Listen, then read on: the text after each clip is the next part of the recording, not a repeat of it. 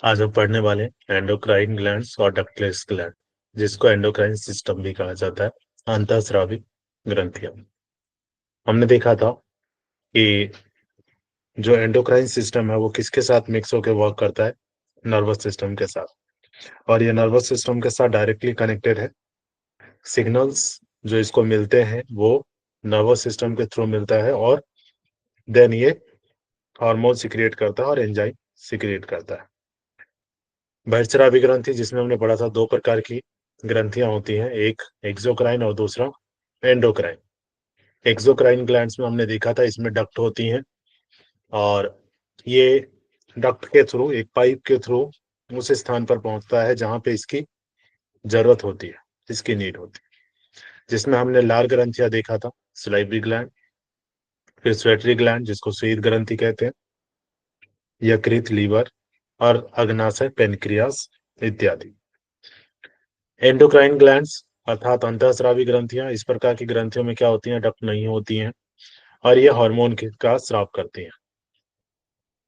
Right, hormone कहते हैं जो इससे स्राव होता है, और ये डायरेक्टली ब्लड में मिलकर क्या होता है, उस स्थानों पर पहुंचता है, उन स्थानों पर पहुंचता है जहां इसकी नीड होती है और जरूरत होती है। अगर ये कम हो तब भी आपकी बॉडी को इफेक्ट कर सकता है, और ये एक्सेसिव हो जाए तब भी आपके स्वास्थ्य पे इसका अलग प्रभाव पड़ता है। दोनों ही कंडीशन क्लियर है। और अगर ये नियंत्रित मात्रा में रहे तो ये कहीं ना कहीं आपके लिए हेल्पफुल है। क्लियर है। आज हम जो डेली लाइफ स्टाइल देख रहे हैं उसमें हार्मोनल जो डिजीज है वो काफी ज्यादा है। राइट, हार्मोनल डिस्टरबेंस बहुत ज्यादा है, और इसकी वजह से ही मोस्टली डिजीज क्रिएट हो रही है, और उसका रीजन है आपका लाइफ स्टाइल।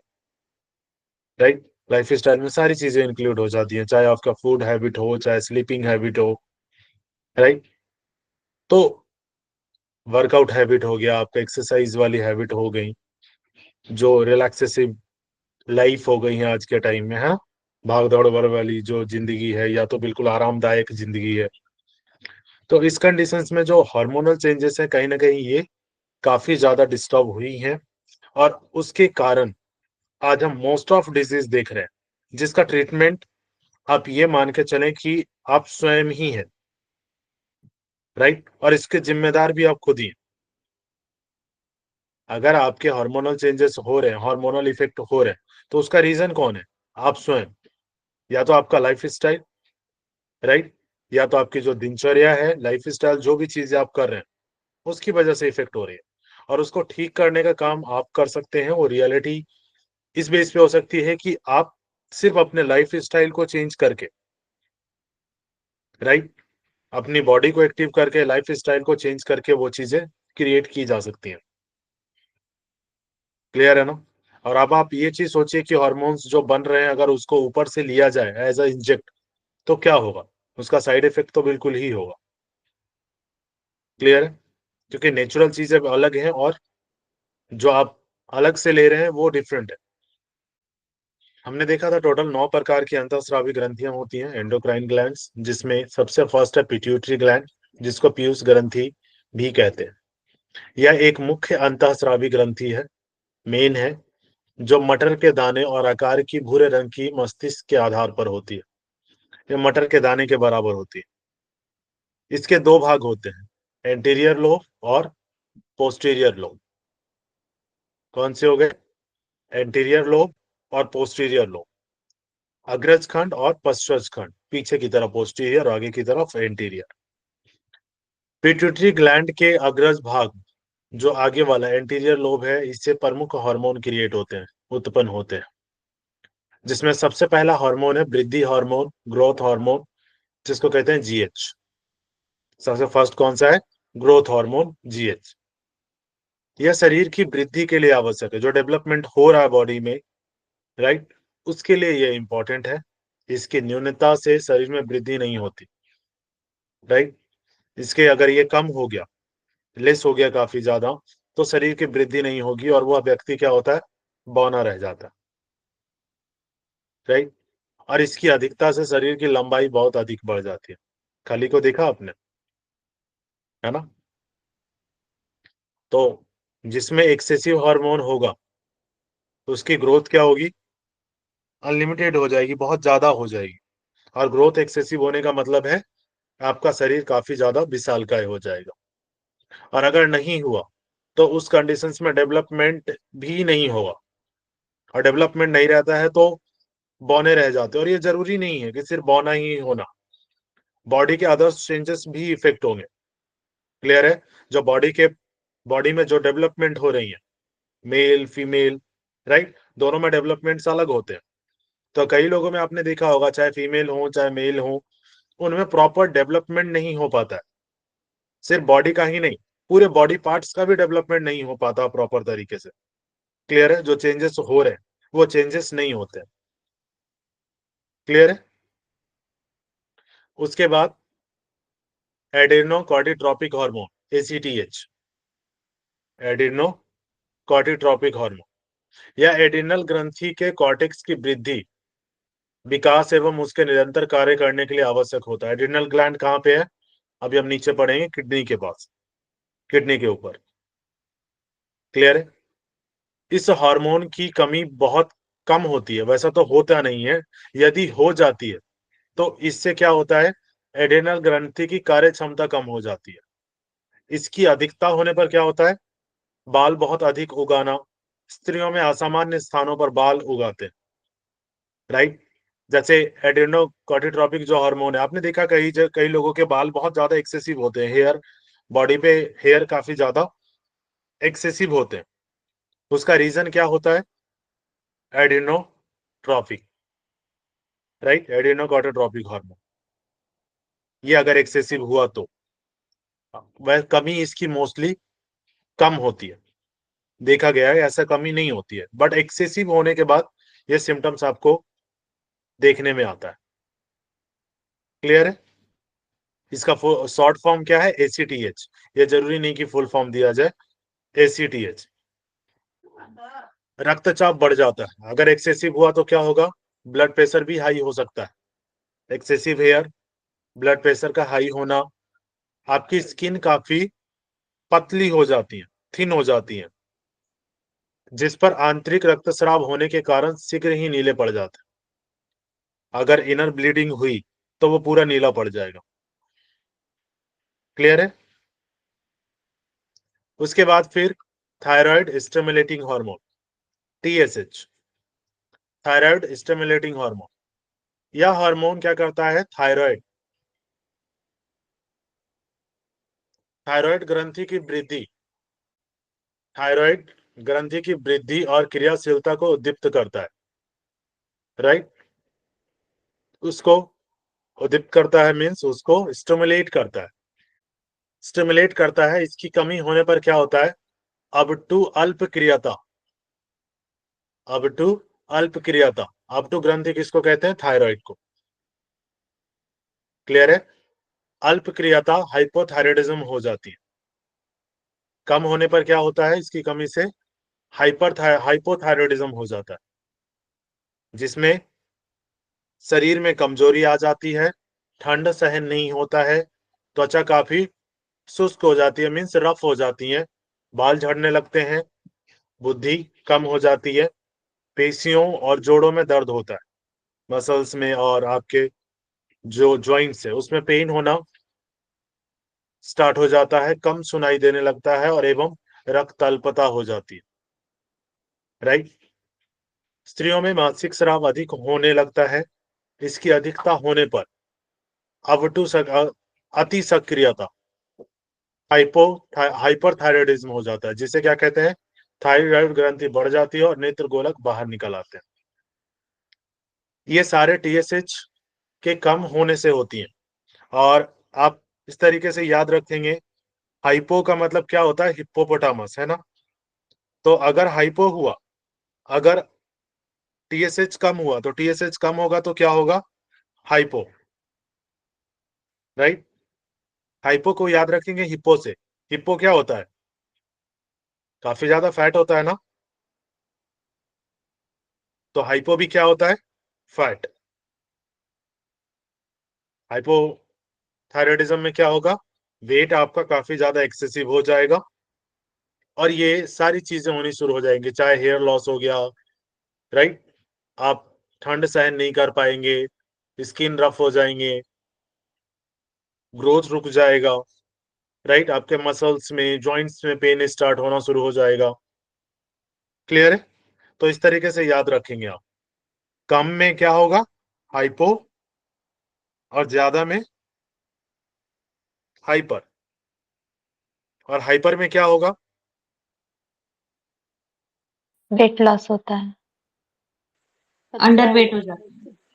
Underweight, anaemic.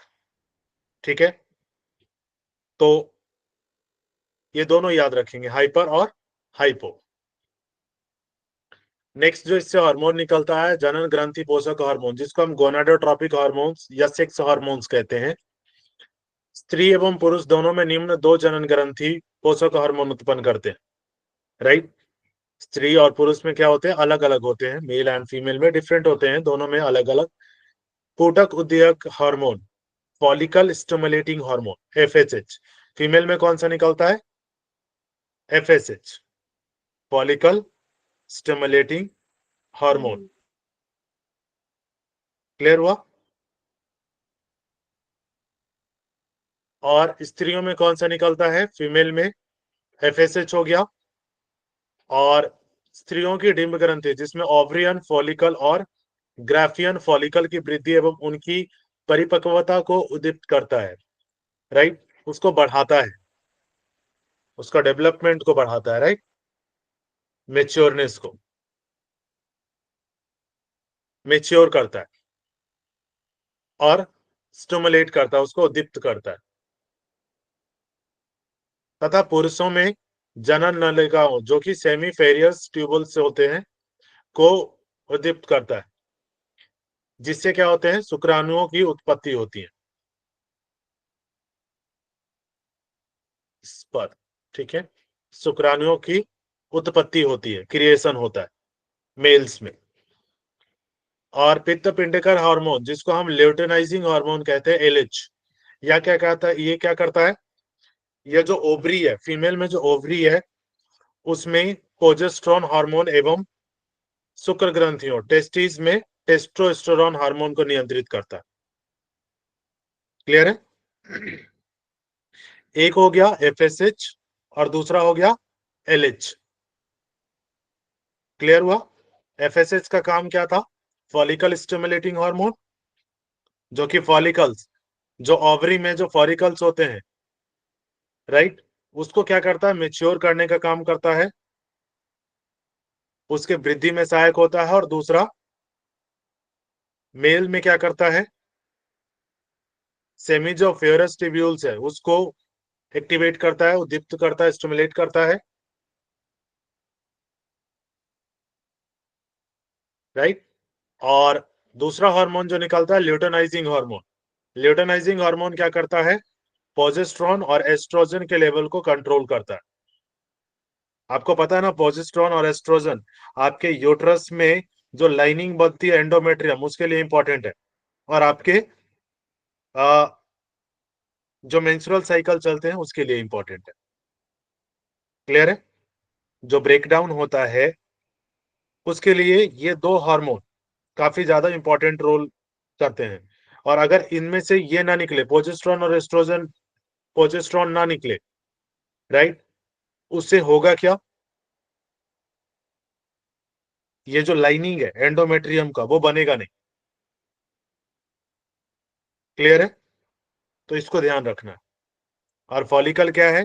जो एग्स का जो फॉर्म जो होता है फीमेल में, ओवरी में जो एग्स डेवलप होते हैं, उसके लिए ये फॉलिकल जिसको कहते हैं, उसके लिए ये इंपॉर्टेंट है, उसी से उसका डेवलपमेंट होता है। अगर नहीं हुआ तो इनफर्टिलिटी की इश्यू आनी स्टार्ट हो जाती है। ये जो ये हार्मोन है, गोनाडोट्रोपिक हार्मोन और सेक्स हार्मोन्स, ये प्रोजेस्टेरोन और टेस्टोस्टेरोन मेल में होता है। ठीक है, अगर टेस्टोस्टेरोन की कमी होती है तो उस कंडीशंस में मेल में इनफर्टिलिटी होगी, और अगर प्रोजेस्टेरोन कम होता है तो फीमेल में इनफर्टिलिटी होगी। क्लियर है? इसको हम डिटेल में आगे उसमें पढ़ेंगे, रिप्रोडक्टिव सिस्टम में। उसके बाद प्रोलैक्टिन और लैक्टोजेनिक हार्मोन, राइट, प्रोलैक्टिन और लैक्टोजेनिक हार्मोन जिसको स्तन प्रेरक या दुग्धजन हार्मोन कहते हैं, या एस्ट्रोजन तथा प्रोजेस्टेरोन हार्मोनों के साथ स्तनों को विकसित करता है, राइट। फीमेल में स्तन जो होते हैं उसको विकसित करने का काम करता है कौन? एस्ट्रोजन तथा प्रोजेस्टेरोन के साथ, तथा गर्भावस्था के दौरान, प्रेगनेंसी के दौरान दुग्ध निर्माण को प्रेरित करता है, राइट। प्रेगनेंसी के टाइम में क्या करता है? मिल्क फॉर्मेशन को प्रेरित करता है। प्रसव के तुरंत बाद स्तनों पर इसका सीधा प्रभाव पड़ता है। प्रेगनेंसी के तुरंत बाद क्या होता है? डिलीवरी के बाद इसका स्तनों पर सीधा प्रभाव पड़ता है, राइट। ये किससे होता है? प्रोलैक्टिन और लैक्टोजन। ये मिल्क फॉर्मेशन के लिए मोस्टली इसको याद रखेंगे in female after in during pregnancy and after pregnancy. Clear है? ये हमने देखा एंटीरियर पिट्यूटरी से। अब आप मुझे एक एक करके नाम बताइए, एंटीरियर पिट्यूटरी से कौन कौन से निकला। मैं दोबारा रिपीट करवा रहा हूँ। एक तो जीएच ग्रोथ हार्मोन, फिर राइट, ACTH, हाँ एसीटीएच, गुड। फिर थायराइड, स्टिमुलेटिंग हार्मोन टीएसएच, हाँ, फिर FSH आया, फिर LH। Very good. ये इसी में हो गया गोनाडोट्रोपिक में, ठीक है। जी। गोनाडोट्रोपिक में दो हो गए, ठीक है, एफएसएच और एलएच, ल्यूटेनाइजिंग और फॉलिकल स्टिमुलेटिंग। सर जो LH है वो ओवरी में तो मैचुरेशन का काम कर रहा है ना, यस, और जो प्रोजेस्टेरॉन है उसको बैलेंस कर रहा है, और फीमेल मेल्स में टेस्टोस्टेरोन को। टेस्टोस्टेरोन टेस्टिस का जो क्रिएशन होता है ना, टेस्टिस में जो हाँ, स्पर्म का क्रिएशन हो रहा है उसको कंट्रोल करता है ये टेस्टोस्टेरोन। ओके, क्लियर है? ठीक जो टेस्टोस्टेरोन का ओवर इंजेक्शन लेते हैं उनमें ये प्रॉब्लम शुरू होनी हो जाती है। जैसे जिमिंग का आजकल कल्चर है ना, तो उसमें बॉडी बिल्डिंग के लिए मोस्टली टेस्टोस्टेरोन लिया जाता है। और टेस्टोस्टेरोन का काम क्या होता है? ये मसल्स को कुछ ज्यादा ही क्या कर देती है, आपको हाइपर एक्टिव कर देती है। है। क्लियर है? तो उस टाइम में आप वेट लिफ्ट करना आपके लिए इजी हो जाता है। हाँ श्वेता जी कुछ कह रही? यहाँ पे क्लियर जो होगी? FSH, हाँ, हम्म, एक ये यहाँ पे जो FSH है वो फॉलिकल को मैच्योर कर रहा है फीमेल्स में, और ये मेल मेच्योरनेस में, का काम, जैसे 15 दिन जो 14 दिन होते हैं ना, तो उसको मेच्योर हाँ, करने का काम यही कर रहा है। और उसको जैसे जब बाहर निकलता है ना, जब वो रिलीज होता है, हम्म, तो वो इनकी हेल्प की वजह से होता है। अच्छा, ओके। और जो यही FSH मेल में सेमीफेरियस ट्यूब्यूल है, उसमें ये क्या फॉर्मेशन कर रहा है, क्या काम कर रहा है? ये उसको स्टिमुलेट करता है। ये ओके, यहाँ पे उत्पत्ति हो रही है, ठीक है। और ये ठीक है। हार्मोन क्या करता है? प्रोजेस्टेरोन, राइट, टेस्टोस्टेरोन का जो लेवल था उसको करता है कंट्रोल। टेस्टोस्टेरोन वही वाले हो गए हार्मोन, राइट, जिसको जैसे हाइपर एक्टिवेशन के लिए जो काम करते हैं ना, हम्म, तो उसके लिए काम करता है ये टेस्टोस्टेरोन। ओके, मेल में जो जैसा डेवलपमेंट होता है ना मेल में, जी, और ग्रोथ जो हेयर ग्रोथ होना, बाकी चीजें होना, या टेस्टोस्टेरोन की वजह से भी होता है। फीमेल में अगर ज्यादा हो जाए तो क्या होता है? बाल उगाना, ये चीजें ना। हाँ, एक्स्ट्रा जो हेयर्स हो जाना, हाँ, पिंपल हो जाना, एक्ने वगैरह। यस। तो मेल में फीमेल की जो क्वालिटी दिखने लगती है किसकी वजह से? अगर टेस्टोस्टेरोन एक्सेसिव मात्रा में रिलीज हो जाए। रिलीज दोनों में हाँ, होता है, इसीलिए मैंने ओके, कॉमन पढ़ा है। जी, जी। ये यहाँ पे क्लियर हो गया आज, मतलब पहले नहीं पता था कि ये दोनों ऐसी दोनों करते में होता है। तो आपने देखा है ना, कई जो फीमेल्स होती हैं उनमें हेयर का ग्रोथ, अनवांटेड हेयर ग्रोथ, मूछें आ जाना, किसी की दाढ़ी आ जाती है ना, हेयर हैं। ग्रोथ हो जाना, बॉडी में एक्सेसिव हेयर हो जाना, वो टेस्टोस्टेरोन की मात्रा अगर ज्यादा हो गई ना तो होगा। एक लेवल तक हो रहा था तो कंट्रोल्ड था वो क्या कर रहा था, वो दिक्कत नहीं करेगा। लेकिन अगर ज्यादा हो गया तो वो प्रॉब्लम करना शुरू कर देगा। और सर जैसे आपने ACTH का बताया, आपने जो हेयर ग्रोथ में काफी ज्यादा, उसमें भी एक्सेस हेयर का आपने बताया था, हाँ बिल्कुल, है ना? तो ठीक है। ये उसमें ग्रोथ इसमें दोनों डिफरेंस। दोनों को कंट्रोल कर रहा है ना, ये ग्रोथ यहाँ पे भी हो रहा था, ठीक है। और टेस्टोस्टेरोन ओके, में भी ग्रोथ, वो अलग अलग ग्रोथ होता है मेल और फीमेल के अकॉर्डिंग। स्तन जी, का विकास होना, मेंस्ट्रुअल साइकिल स्टार्ट होना, ये सारी चीजें इन्हीं की है। क्लियर हो गया? सर लिविंग स्टेज एफएसएच कहते हैं। पुरुषों में भी हो रहा है? होता है नहीं, एफएसएच? पुरुषों में नहीं नहीं होगा, ना? पुरुषों में नहीं, वही तो। पुरुषों में फॉलिकल हाँ, स्टिमुलेटिंग कहाँ होगा। हाँ वही तो आप बोलते बोलते हो गया है, वो सुना मैंने, इसलिए मैं थोड़ा कंफ्यूज हो गई नहीं थी नहीं मैं। नहीं नहीं, मैंने सिर्फ इसका एलएच ही बताया मैंने ना, रहेगा ना सर? एलएच सिर्फ एलएच दोनों में टेस्टोस्टेरोन होगा? का बताया मैंने। जी ओके, जी सर, एलएच दोनों में एलएच होगा। बताया। ओके, एलएच ठीक है, दोनों में होगा। ओके सर, तो ये ओके। चीज है। आप पिट्यूटरी के पोस्टीरियर लोब से देख लीजिए। पिट्यूटरी के पोस्टीरियर लोब से क्या होता है, एंटी ड्यूरेटिक हार्मोन एडीएच और वैसोप्रेसिन कहते हैं। ये क्या करते हैं, गुर्दों में जो किडनी है, किडनी में जल के पुनः अवशोषण, जो वाटर का पुनः एब्जॉर्प्शन होता है, वाटर एब्जॉर्प्शन, ठीक है, वाटर जो एब्जॉर्प्शन है को बढ़ाता है, जिससे कम मात्रा में मूत्र विसर्जित होता है। इसकी कमी से बहुत अधिक मात्रा में मूत्र विसर्जित होता है तथा रक्तचाप कम हो जाता है। आपने इनको देखा है कभी, जिनको थायराइड होता है या तो डायबिटिक होता है, डायबिटिक वाले देखिए उनको ज्यादा फील होता है ना, वो सर उनको ज्यादा यूरिन, वॉशरूम बहुत आता है और जल्दी कंट्रोल नहीं कर पाते। और इसीलिए उनका बीपी हमेशा डाउन रहता है। देखिएगा, बीपी डाउन करेगा, क्योंकि वो वाटर जो होता है क्या करता है, आपके जो ब्लड प्रेशर है उसको मेंटेन करने का काम करता है। क्लियर है।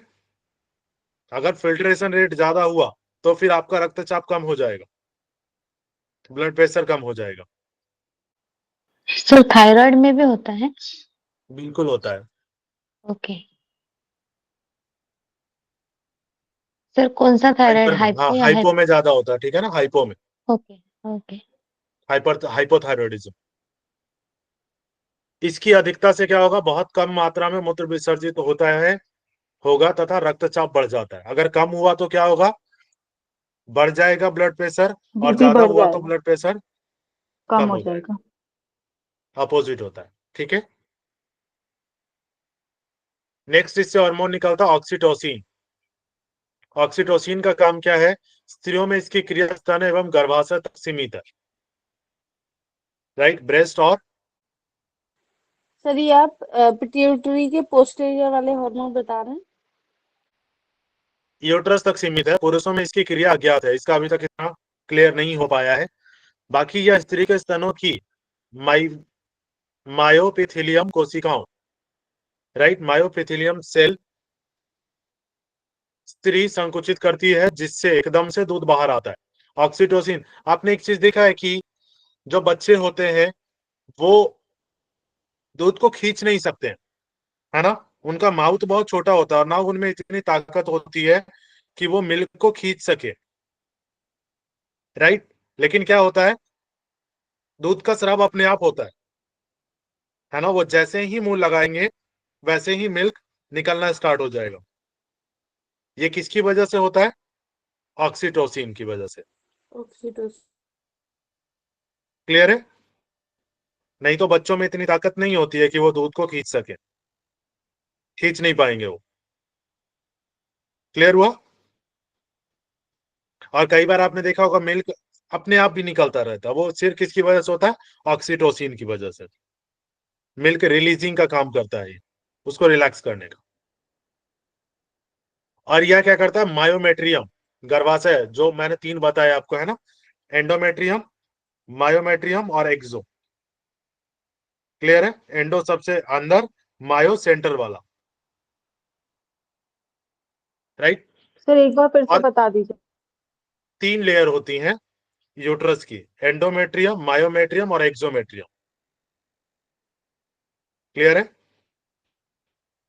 जी सर। तो प्रेगनेंसी का टाइम क्या होता है, जो कॉन्ट्रेक्शन होता है, जो प्रसव होता है ना प्रेगनेंसी के टाइम में, जो डिलीवरी के टाइम में, तो उस टाइम में जो पेन क्रिएट होता है ना, जो मसल्स कॉन्ट्रैक्ट होती हैं बेबी को बाहर लाने के लिए, वो किससे होती है, ऑक्सीटोसिन से। क्लियर है। वो मसल्स को वहां पे रिलैक्स करने के लिए क्रिएट आप एक्टिवेट करती हैं, और वो फिर फैलाव उसमें होता है, जिसकी वजह से वो मायोमेट्रियम कॉन्ट्रैक्ट होती है और वो उसको नीचे की तरफ पुश करती है बेबी को। क्लियर हुआ। पल्लवी जी कुछ कह रही हैं या पहले से नहीं हैंड सर, रेज पहले का था सर। डाउन कर लिया? ठीक है, ये क्लियर हो गया एंटीरियर और पोस्टीरियर। एंटीरियर से टीएसएच, ठीक है, एसीटीएच, जीएच और गोनाडोट्रोपिक सेक्स हार्मोन, जिसमें आपका प्रोजेस्टेरोन हो गया, टेस्टोस्टेरोन हो गया। इसमें दो ही याद रखना है आपको, ल्यूटेनाइजिंग और एफएसएच। फिर पोस्टीरियर से एंटीड्यूरेटिक, एडीएच जिसको वैसोप्रेसिन भी कहते हैं, और ऑक्सीटोसिन हार्मोन। ऑक्सीटोसिन। डन। इसे क्वेश्चन बहुत आते हैं, ये ध्यान रखिएगा, हर बार आए। मतलब इंटीरियर से 4 और पोस्टीरियर से पोस्टीरियर 2। से 2। हाँ, तो इंटीरियर से 5 है ना? वो उसी के अंदर आ जाते हैं ना, 5 नहीं, उसके ओके, अंदर आ जाते हैं। मतलब एफएसएच और एलएच दोनों एक ही में आएंगे। या अगर आप गोनाडोट्रोपिन की बात करेंगे ना, सेक्स हार्मोन की, तो उसमें एफएसएच आ जाएगा और ल्यूटेनाइजिंग, तो आप ऐड करोगे। क्लियर है? ओके। उसी के अंदर फिर ओके। टेस्टोस्टेरोन, फिर आपका प्रोजेस्टेरोन, सब उसी के अंदर। अगर सेपरेटली भी नाम दे दे, तो अगर जेनेटिक आ गया कोई सा भी, तो आप इसी उसको लेके चलोगे, पिट्यूटरी को। अब हम देख लेते हैं थायराइड ग्लैंड, जिसको अबटू ग्रंथि कहते हैं। यह गर्दन के निचले भाग में श्वास प्रणाली ट्रैकिया के सामने स्थित एक ग्रंथि है, ट्रैकिया के पास होता है। इसके 2 लोब्स होते हैं, श्वास प्रणाली के दोनों तरफ फैले हुए होते हैं। इससे ट्राई आइडोथायरोनिन T3 और थायरोक्सिन T4 हार्मोन उत्पन्न होते हैं। कौन कौन से? T3 और T4। ट्राई आइडोथायरोनिन T3 और थायरोक्सिन से T4, T3 और T4। क्लियर है? जिसका काम क्या है? मेटाबॉलिज्म, टिश्यूज, विशेष रूप से तंत्रिका तंत्र, नर्वस सिस्टम के टिश्यूज की वृद्धि एवं विकास को नियंत्रित करते हैं। तो थायराइड ग्लैंड डायरेक्टली किससे कनेक्टेड है? Nervous system. अगर नर्व थायराइड ग्रंथि इफेक्ट होगी तो नर्वस सिस्टम भी इफेक्ट होगा। क्लियर है? क्योंकि देखिए, उसके टिश्यूज और नर्वस सिस्टम के वृद्धि और विकास में कौन सा सहायक है? ये T3 और T4। क्लियर है? इन हार्मोनों को बनने के लिए आयोडीन की आवश्यकता होती है। आयोडीन इंपॉर्टेंट है, जो भोजन एवं जल के साथ उपलब्ध है। मोस्टली हम भोजन के साथ ही इंटेक करते हैं ना, और जल के साथ। इसके हार्मोन की कमी से हाइपोथायराइडिज्म हो जाता है, जिससे मेटाबॉलिक रेट कम हो जाता है और वजन क्या होता है? बढ़ने लगता है। ये हमने पीछे देखा, शरीर का तापमान बढ़ना, ठंड सहन नहीं होना, सुस्त हो जाती है, बाल झड़ने लगते हैं, और स्त्रियों में मासिक धर्म अनियमित हो जाता है। आज के टाइम में फीमेल में अगर आप देखेंगे तो सबसे बड़ा रीजन है thyroidism, hyper thyroidism, hypo, hyper और हाइपो दोनों।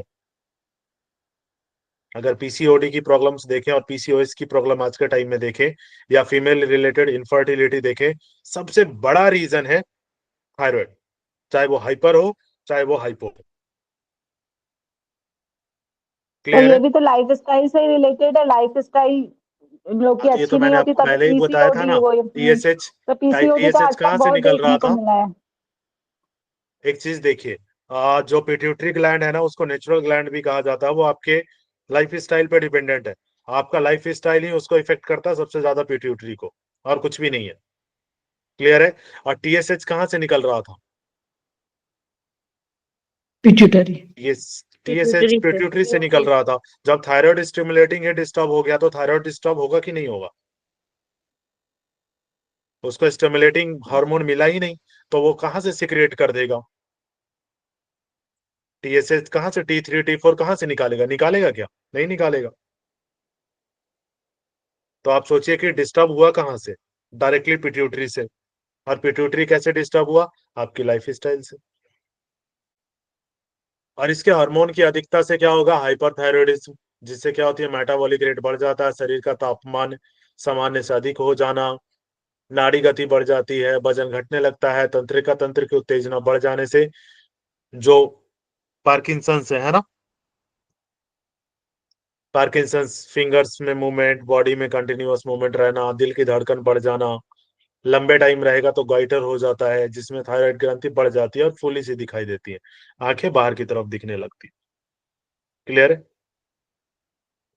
इसी के बाद फिर पैराथायराइड, जिसको पैरा अब्डो ग्रंथि कहते हैं। ये 4 छोटी छोटी ग्रंथियां होती है, 4 तरीके से बटे होते हैं ये, और जिनमें दो दो थायराइड ग्रंथि की प्रत्येक खंड के पोस्टीरियर लोब जो है अटैच होती है, जिनमें से एक ऊपर की तरफ तथा दूसरा दूसरा जो होता है नीचे की तरफ होती है। इस प्रकार ऊपरी दोनों ग्रंथियों को सुपीरियर और नीचे वाले दोनों ग्रंथि को इंफीरियर कहा जाता है। क्लियर है? इनसे क्या होता है? Parathormone hormone, right, parathormone hormone निकलता है, पीटीएच, पैराथेरामोन हार्मोन निकलता है, पैराथामोन, ठीक है। और इसका काम क्या होता है? पीटीएच उत्पन्न होता है, या हार्मोन छोटी आंत स्मॉल इंटेस्टाइन से कैल्शियम एवं फास्फोरस के एब्जॉर्प्शन को बढ़ाता है। कैल्शियम और फास्फोरस की आवश्यकता आपको क्यों है? बोन्स, आपको पता है कि बोन्स के फॉर्मेशन कैल्शियम और फास्फोरस सबसे ज्यादा होते हैं, है ना? तो बोन्स के फॉर्मेशन के लिए इसको ये चाहिए, एवं हड्डियों से कैल्शियम एवं फास्फोरस के पुनः अवशोषण को बढ़ाता है, उसमें लेवल को मेंटेन करना बोन में कैल्शियम। और अगर कैल्शियम बोन में ज्यादा हो गया तो क्या होगा? आपका बोन काफी ज्यादा हार्ड हो जाएगा, राइट, वो प्रॉब्लम करेगा फिर। और तथा मूत्र में, यूरिन में फास्फोरस के विसर्जन को बढ़ाता है, फास्फोरस जो एक्सक्रिएट होता है उसको बढ़ाता है। या स्त्री में दोनों दुग्ध स्रावी ग्रंथियों से दुग्ध को बढ़ाता है। क्लियर है? मिल्क को बढ़ाने का काम करता है। इसकी कमी से रक्त में कैल्शियम की कमी हो जाती है। ब्लड में अगर कैल्शियम कम हो रहा है तो उसमें किसका मेन होता है? पैराथॉर्मोन का। पैराथायराइड में कोई प्रॉब्लम है, उसकी वजह से आपका कैल्शियम डाउन होता है। परिणाम स्वरूप हाथ पैर ऐंठ जाते हैं और कन्विलेशन आने लगते हैं। देखा आपने किसी का हाथ पैर मुड़ा रहना, ऐंठ जाना, तो वो किसकी कमी से होता है? कैल्शियम की कमी से। इसकी अधिकता से रक्त में कैल्शियम की मात्रा बढ़ जाती है, जिसके कारण किडनी में कैल्शियम जमा होने लगता है। क्या होता है? किडनी में कैल्शियम जमा होने लगता है तथा पथरी बन जाती है, एवं हड्डियों में कैल्शियम की कमी हो जाने से वे कोमल और विकृत हो जाती। क्लियर हुआ? ये पैराथायराइड कंट्रोल करता है कैल्शियम लेवल को। अगर किडनी में ज्यादा हो गया तो क्या होगा? फिर आपका ये पथरी बन जाएगा, स्टोन। स्टोन कहीं बाहर से थोड़े आते हैं, है ना? ऐसा थोड़े कि आपने स्टोन खा लिया और स्टोन हो गया, नहीं, वो कैल्शियम ही है। ये एक्सेसिव मात्रा में हुआ तो वो क्या हुआ? हार्ड हो के वहीं स्टोर हो गया। हाँ जी, किनका हैंड सर रहेगा? ये जैसे, हाँ मेरा, सर ये जो पथरी रहती है उसको योग के माध्यम से भी अलग किया जाता है? कैल्शियम को एक लेवल तक होता है ना अमिता जी, एक लेवल तक, एमएम नहीं डिपेंड अगर करता है सर कितने एमएम का है। नहीं अगर सर किसी का हो गया है पथरी, तो उसको अलग करने के लिए भी आसन रहते हैं क्या? बिल्कुल, आप कौन सा फॉरवर्ड सर? बेंडिंग के आसनास करवाइए, ट्विस्टिंग करवाइए, है ना? ओके। फॉरवर्ड बेंडिंग लेकिन के सर वो आसनास तो उनके लिए सिर्फ बहुत अपनी बेटर। जगह से हटेगी ना। सर वो तो सिर्फ अपनी जगह से हटेगी तो यूरिन के थ्रू निकलेगी, ऐसा ना। वो यूरिन के थ्रू ही निकलना है, पानी एक्सेसिव कर दीजिए, पानी बढ़ा दीजिए, ठीक है, और एक्सरसाइज कंटिन्यूअस करते रहिए, वो ब्रेक डाउन होके निकल जाएगा। लेकिन सर अगर किसी को गाल ब्लैडर में है तो फिर वो कहाँ निकलती है? फिर तो उसको ऑपरेट ही गॉल बोलते हैं ना ब्लैडर करने। में निकलने के चांसेस कम रहते हैं, वो डिपेंड करता है, क्योंकि गॉल ब्लैडर काफी छोटा है ना, उससे निकालना चैलेंजिंग है। मोस्टली डॉक्टर ऑपरेट ही करते हैं। क्लियर है? या तो उसको रिमूव कर देंगे, यस सर। ऐसा ही होता है सिचुएशन, है ना? उसमें चैलेंजिंग होता है, रिमूव करना नहीं होता है जल्दी। एक्सरसाइज आप कर सकते हैं, लेकिन फिर डिपेंड करता है कितने एमएम का है ना? उसके साइजेस होते हैं, कब से है, कितना साइज है, तो वो डिपेंड करता है। ऐसा नहीं कि सारे साइज के हों तो वो योगा से निकल ही जाएंगे, ऐसा कुछ नहीं है ना? ओके। क्योंकि जादू नहीं है योगा, ये आपको समझना पड़ेगा। हर चीज में आप योगा नहीं कह सकते, और लॉन्ग टर्म होता है योगा, कोई शॉर्ट टर्म नहीं है ना? कि आज हमने कराया 10 दिन में रिमूव हो गया, नहीं। टाइम लेता है, और कोई जादू नहीं है कि परफेक्ट आप ठीक ही कर देंगे उसको, नहीं। राइट ना? नहीं तो फिर एलोपैथी का क्या ही बच जाएगा, कुछ भी नहीं। तो कुछ चीजें लिमिटेशन है योगा की भी अपनी लिमिट है, वो एक लिमिट तक ही वर्क करता है ना? तो आपको ये समझना होगा, हर चीज, किसी चीज को आप योगा में नहीं कर सकते, लिमिट के हिसाब से ही आप किसी को कर सकते हैं। क्लियर हो गया? Yes sir. सॉरी। नेक्स्ट है आपका फोर्थ नंबर पे थाइमस ग्लैंड। यह श्वास सॉरी ना, यह श्वास प्रणाली के विभाजन के स्तर पर स्थित होती है, जहां से डिवाइड होता है। इसमें दो खंड होते हैं। थाइमस ग्रंथि में असंख्य लिम्फोसाइट होते हैं। लिम्फोसाइट का काम क्या था? थ्रोम्बोसाइट, लिम्फोसाइट मैं पढ़ा चुका हूँ। रोग प्रतिकार शक्ति को बढ़ाना। बहुत बढ़िया। और ये आपको पता है बच्चों में सबसे ज्यादा एक्टिव होता है थाइमस। जी सर, धीरे धीरे वो यह कम मुख्य होता रूप से जाता है। बचपन में सक्रिय होती है। उसका रीजन पता है क्या है? आपने बच्चों को देखा है, मिट्टी में छोड़ दीजिए, मिट्टी उठा के खा लेंगे, है ना? उनको छोड़िए जरा मिट्टी में, कीड़े मकोड़े जो दिखे सबको पचा लेंगे वो, है ना? उनको नहीं पता क्या खा रहे हैं, जो हाथ में दे दीजिए उसको खा जाएंगे। और मिट्टी में कितने कीटाणु होते हैं, लेकिन उनको कोई इफेक्ट नहीं होगा। उसका रीजन है ये लिम्फोसाइट, जो भी जाएगा वो उसको मैनेज कर लेंगे। इसीलिए बच्चों की इम्यूनिटी शक्ति बहुत ज्यादा होती है। अभी ठंड आ गया ना, उनको छोड़ दीजिए पानी में, बिना कपड़े के घूम रहे होंगे वो, उनको कोई फर्क नहीं पड़ता ठंड लग रहा नहीं लगा, है ना?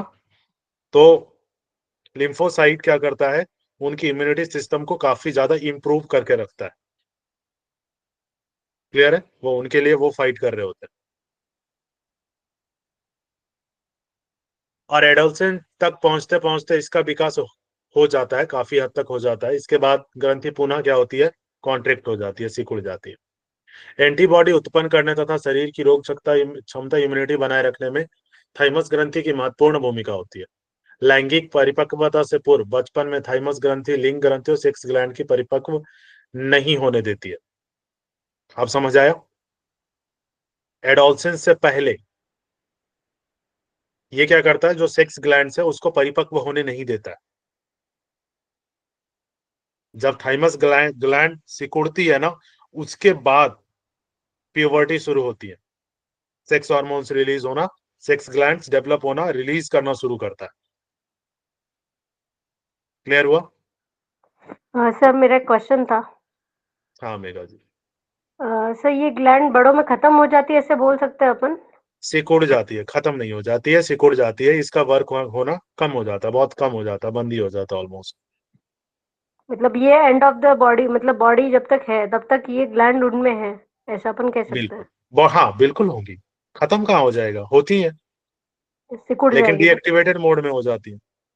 तो ये यस। सिकुड़ जाती है तभी इसमें दिया ना आपने, बताया एंटीबॉडी उत्पन्न करने और रोग क्षमता यानी इम्यूनिटी को बनाए रखने में काम आती है। तो यानी सिकुड़ती है तभी एंटीबॉडी और इम्यूनिटी रहती है अपनी बॉडी में, ऐसा?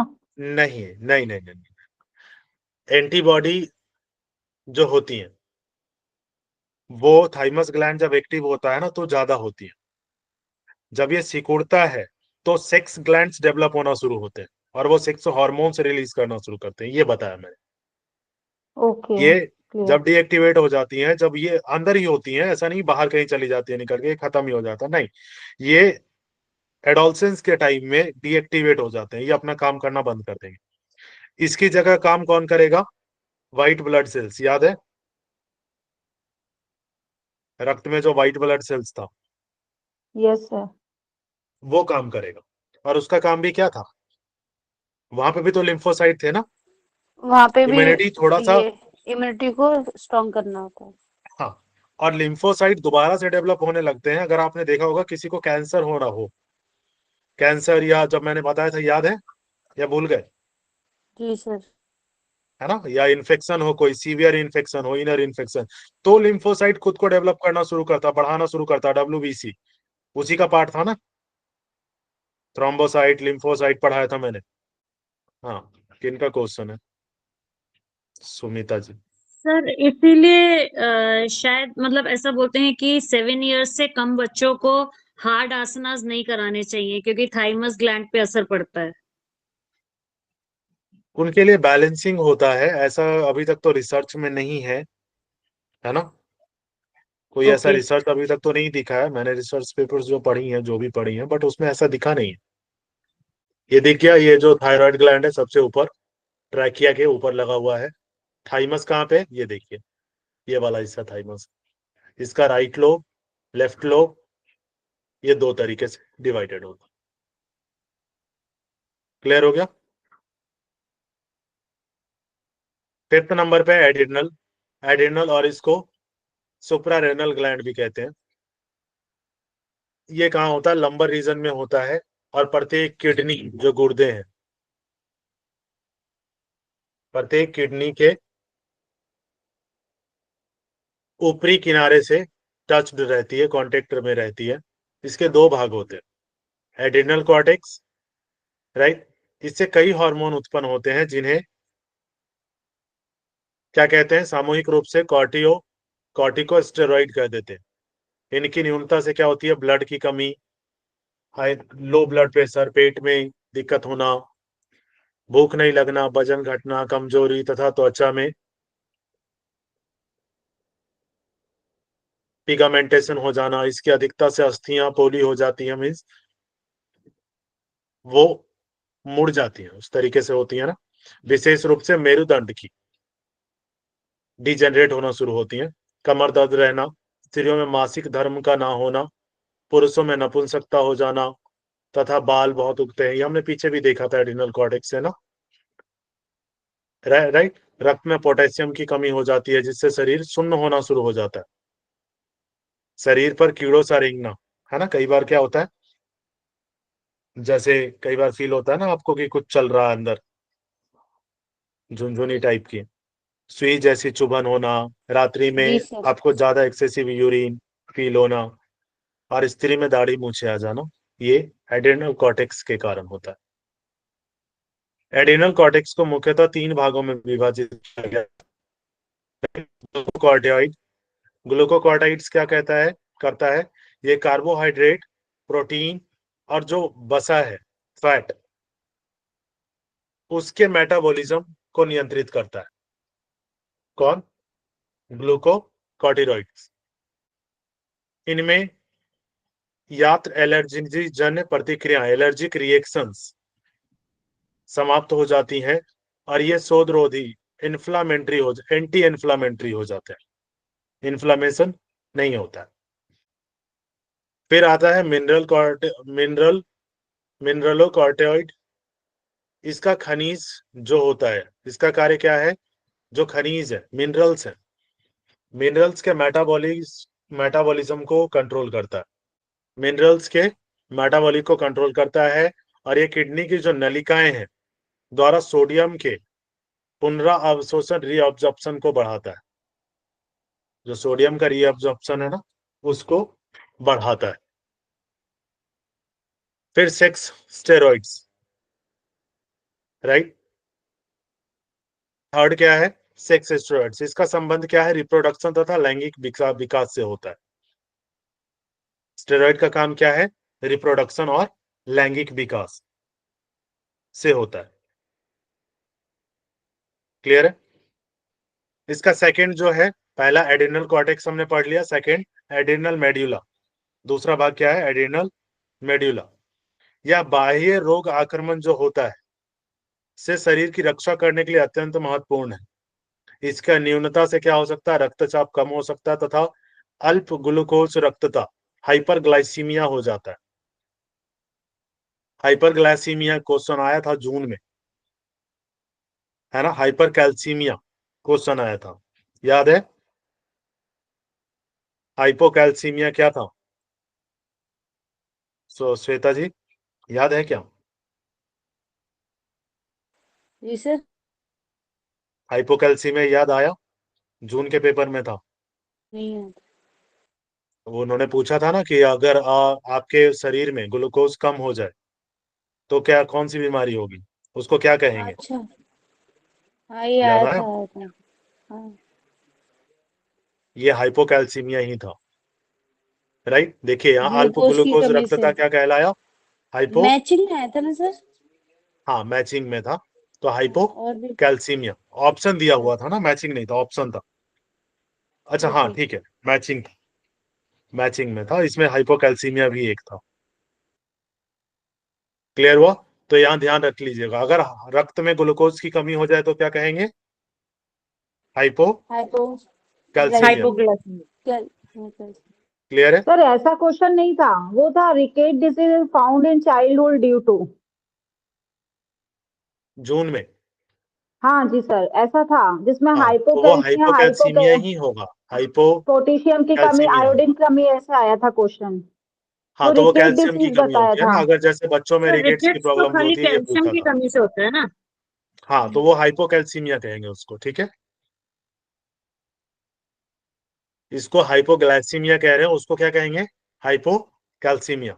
अगर ग्लूकोज की कमी है तो हाइपोग्लाइसीमिया, और अगर कैल्शियम की कमी है तो हाइपोकैल्सीमिया। क्लियर हो गया? और सर इसकी एक बार फिर से अधिकता से क्या बताइए। होगा, हाँ अगर ब्लड की, अगर जैसे ग्लूकोज की कमी है रक्त में, ब्लड में, तो उसको क्या कहेंगे, हाइपोग्लाइसीमिया। क्लियर है? जी और सर। अगर रक्त में कैल्शियम की कमी है तो उसको क्या कहेंगे, हाइपोकैल्सीमिया। कैल्शियमिया। ओके। क्लियर हो गया? और यस इसकी सर। अधिकता अगर अधिक हो गया ये, तो क्या होगा, उच्च रक्तचाप, हाई ब्लड प्रेशर, जिसमें आपको हेडक रहना, पसीना बहुत ज्यादा आना, दिल की धड़कन बढ़ जाना, राइट, हाइपरग्लाइसीमिया हो जाता है।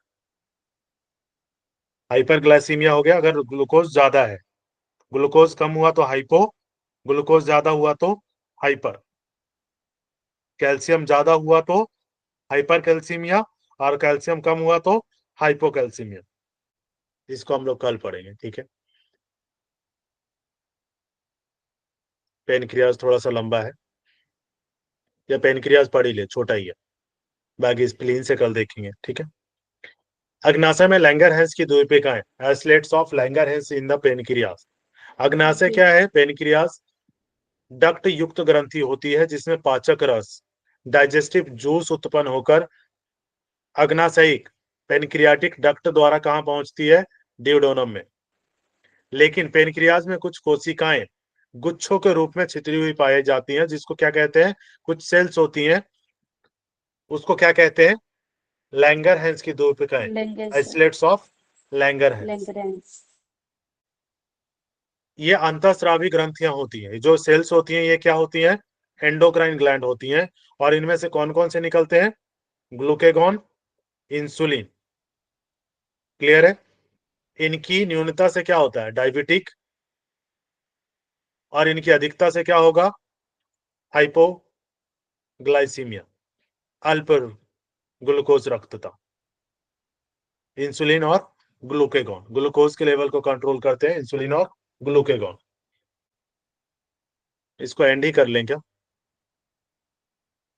मैम, 10 मिनट ले लूं सर 1 मिनट पीछे कीजिए ना, वो देखना थोड़ा सा लिखना था। क्या, नहीं आई अभी?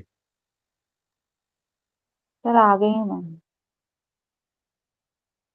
चले मैम का 5 मिनट हम लोग ले लेते हैं, ठीक है। इसको फिनिश करते हैं ना, फिर कल हम दूसरा चैप्टर स्टार्ट करेंगे। ओके, ज्यादा हो रहा है क्या? सर फिर ब्रेक नहीं मिलेगा। ब्रेक चाहिए। अच्छा 8 बज गए ना, ओके ठीक है, ठीक है, चले कल कंटिन्यू कर लें, कोई बात नहीं, ठीक है। Thank you thank you sir. Sir. समझ आ रहा? ये बहुत इंपॉर्टेंट है, और इससे क्वेश्चन जी में जब सर। क्वेश्चन कराऊंगा तो देखिएगा कितने क्वेश्चन बने।